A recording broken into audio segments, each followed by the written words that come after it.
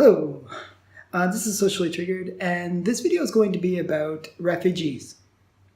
One of the things that countries in the West have been doing recently is they've been bringing in refugees from Syria and from countries where there's a real problem, either war or economic issues or some challenge in that community.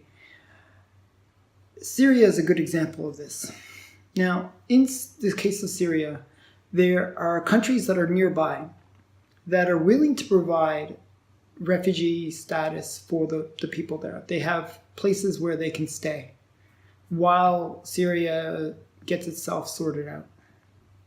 And what has happened is governments like Canadian government, like Trudeau government, has brought in refugees from Syria into Canada. Now, does that make any sense? To bring in a refugee into Canada costs about $60,000 per refugee. That's a lot of money. Now, to resettle those same people within the area nearby Syria, which has a very similar culture, has similar languages, has much easier time for those people to assimilate and feel comfortable, well, it's a fraction of that cost, maybe a couple $1,000s. So the point is, there's always this economic thing. We always have to see things from a purely unpassionate and analytical standpoint. Because if we just think, oh, we have to help these poor people, and the emotions can cloud our vision and prevent us from seeing the best possibilities for those people. Now, bringing them into Canada, well, that costs Canadian taxpayers money.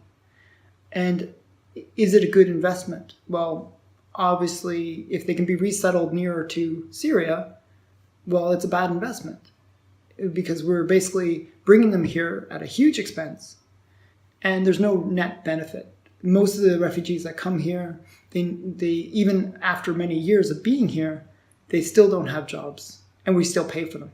And there's a cost, a yearly cost, very high yearly cost.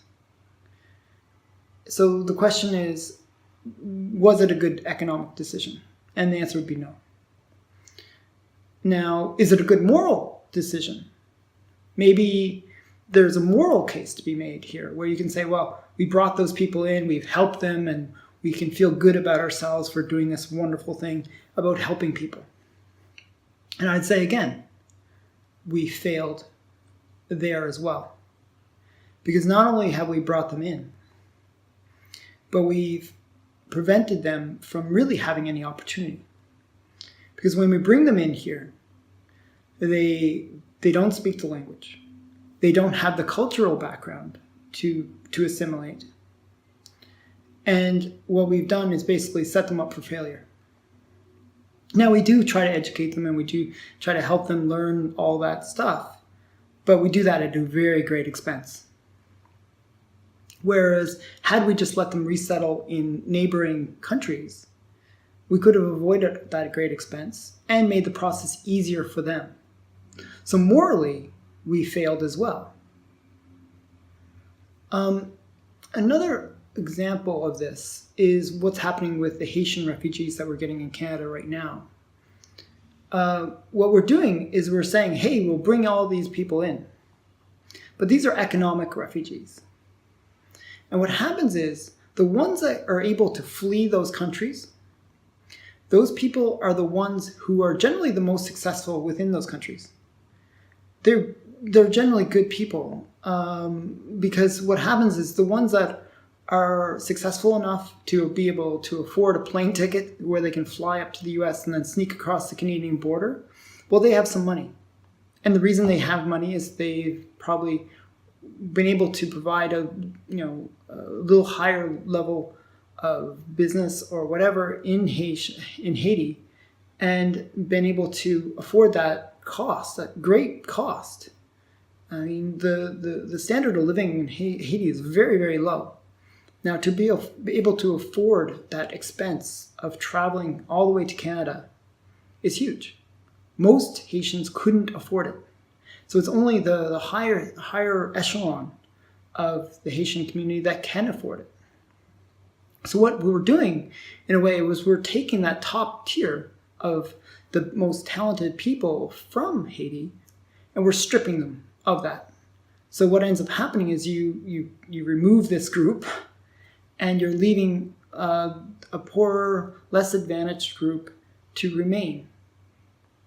Now, if you really believe in helping people, and you really want to bring people out of poverty, the best way to do it is through entrepreneurship and creating business, creating opportunities. Now, if you brain drain the country and remove those people that are entrepreneurial, are willing to develop new ideas and new business opportunities, then basically what you're doing is you're hurting the very country that you're trying to help. So bringing in refugees, it can be actually one of the worst things you can do to a country. So what do? Well, we encourage them to stay in their own country. Generally, when they come to Canada, they also still have a learning curve, just like I was mentioning with Syria. And that learning curve can cause problems in Canada. It just makes it really difficult for them to assimilate to the Canadian culture. And even though they are maybe a little bit better, they'll still have that learning curve. It's much better to have them, help them in their own country. And you do this by forcing them to stay in their country. It's amazing what happens with people. If you tell somebody that I'll give you something and there's no strings attached, you just get it, they'll be like, okay, great, I'll just accept this and I won't have to do anything for it. And they'll just depend on that. And they'll never learn to get it on their own. However, if you say, you'll get nothing from me, it's amazing how that person who should starve to death or not have anything will find a way to survive. We are survivors. Everybody that's alive on this planet today has survived billions of years of evolution. And the way we've survived is we overcome obstacles. We learn to adapt to whatever situation or environment that we're in. And we do that to survive. We will find a way to survive. So what I'm saying in this is you got to say, hey, people, you got to work it out on your own. You're on your own in this case. And they will find a way to adapt. They will find a way to survive. And if those people are not happy living in a poor country, they'll find a way to make their country not such a poor place. They'll figure out how to make it a better place because that's the kind of place they want to live in. So they will help their own country to adapt and to improve. We don't need to go in there and micromanage them. We don't need to go in there giving them huge amounts of aid because that's maybe the very thing that will hurt them the most. Because if they are forced to do it on their own, they will do it. They will figure a way. And that's what we have to rely on. We have to believe in mankind's ability to adapt, to be able to figure a solution out to even the worst of problems. But if we constantly brain drain these countries, taking their best individuals and bringing them into our own country, then we do a disservice to them. We do a disservice to our own country because we're now changing our own culture. But we also are hurting the people in those countries who rely on those intelligent individuals to build their economies. So this has been Socially Triggered. I hope you enjoyed this video. What do you think about immigration? What do you think about refugees? Is it a good idea to bring them across the world into a very different culture and at a great cost?